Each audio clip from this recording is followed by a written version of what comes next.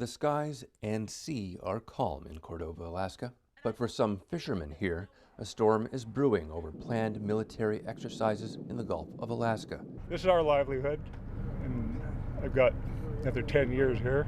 I don't think that the Gulf of Alaska has recovered from the Exxon Valdez oil spill, and to add further harm to already an injured ecosystem, it would just make sense if they didn't do it at all. The EAC Preservation Council is planning to protest a training opportunity for joint military forces. Well, we're not marching, we'll be motoring with signs, actually. The exercise is called Northern Edge, scheduled for mid-June.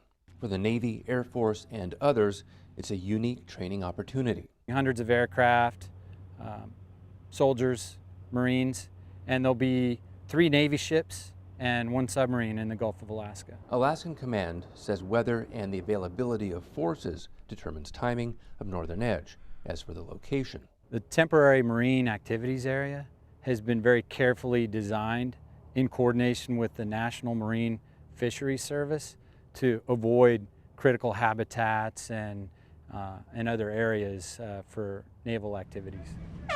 The range location and timing of the simulated warfare are both under fire from commercial and subsistence fishermen. This area that they have picked to do these trainings in is the largest migratory path for salmon, birds, whales. I mean, there's a lot of life in this area, and it's very close to shore. The military says bombs will not be used, but sonar will, and it will be shut off in the presence of marine mammals, and fish are affected differently.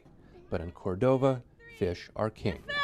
Wild salmon! The sonar that the Navy is going to use is very harmful, and in the Navy's own environmental assessment, they actually say that this has not been studied. The Navy takes very seriously the environmental impacts and works very hard, and as does the rest of the DoD, to make sure that we don't cause any harm to the environment.